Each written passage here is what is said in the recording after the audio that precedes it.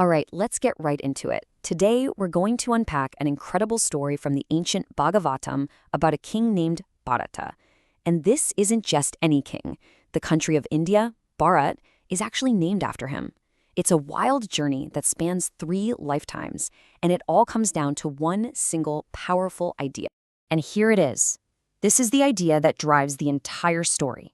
It's a spiritual principle that says your final thought, the very last thing on your mind as you leave your body, literally determines what you become next. So let's see how this played out for a great king. So let's start at the very beginning with his first life. We meet our main character, Bharata, and he's not some hermit meditating in a cave. No, he is one of the most powerful and well-respected rulers on the entire planet.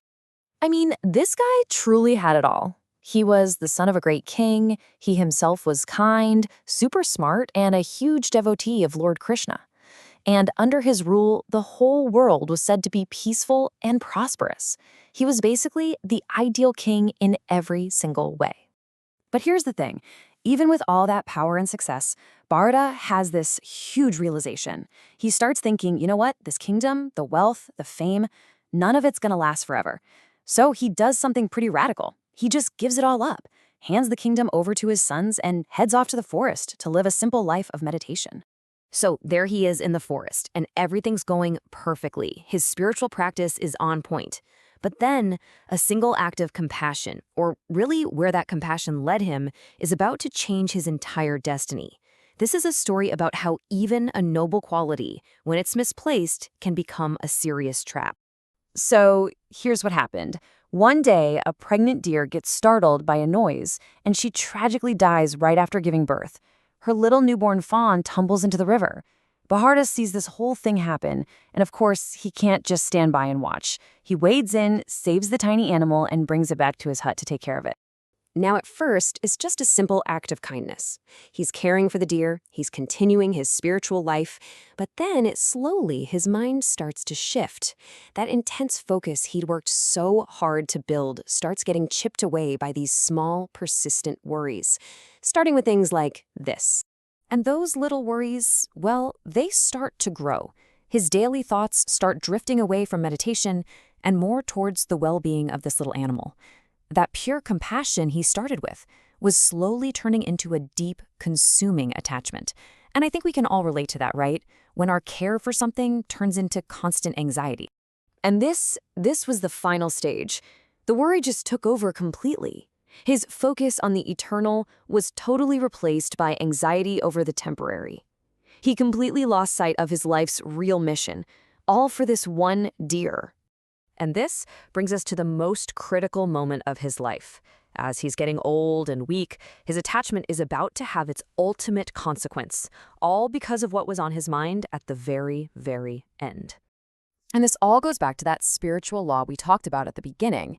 The idea is, it's not just the sum total of your good and bad deeds, it's the precise focus of your mind at the moment you transition that matters most. What you are thinking of right then determines what you become next. So one day, the deer wanders off. Bharata completely panics and goes searching for it. He is so consumed with worry, calling out its name, that he collapses. And in that final, fateful moment, his mind wasn't on God. It was on the deer. And just like that, the law was activated. Because of that one thought, Bharata's journey was far from over. He now had to go through 2 more entire lifetimes just to correct that one single moment of lost focus and finally get back on track. So here's a quick roadmap for you. He goes from a pious king to a deer living with constant regret, and then finally to a seemingly simple man who is on a mission to get it right. Let's see how he handles life number 2. But here's an interesting twist. By Krishna's mercy, he wasn't just an ordinary deer. He remembered everything: his life as a king, his spiritual goal, and his huge mistake. So he lived out his deer life as a form of penance, staying close to holy people and making absolutely sure he didn't form any new attachments. Okay, so after his time as a deer, he's born into a good human family. But this time, he is taking 0 chances. He intentionally acts dull and foolish to everyone around him just so they'll leave him alone. People called him Jada Bharat, or Silent Bharata. But on the inside, he was a brilliant sage, completely laser-focused on his mission. Well, his hidden devotion gets put to the ultimate test. One day, a gang of robbers capture him, thinking this quiet, simple-minded guy would be the perfect human sacrifice to the goddess Kali. They drag him to the temple. But Jada Bharata remains completely calm, fearless, his mind just fixed on Krishna. And then, something incredible happens. The actual deity of Kali comes to life, sees this pure devotee about to be harmed, and she destroys the robbers and saves him. What an amazing moment. And the lesson here is crystal clear, right? Because his focus was so pure and so unwavering. Even in the face of death, divine protection came to his rescue. So Jada Bharata survives, his secret wisdom still safe. But his journey wasn't quite complete until that hidden knowledge was finally brought out into the world. Later on, he gets forced to help carry the palanquin of another king, a man named Rahugana. But Jada Bharata is walking so carefully, trying not to step on any little ants. This makes the ride really bumpy, and the king, who has no idea who he is, gets furious and just starts insulting him. Now, instead of getting angry or fighting back, Jada Bharata just responds with these profound words. He calmly explains the difference between the temporary body and the eternal soul. And you can tell he wasn't just speaking, he was living this truth.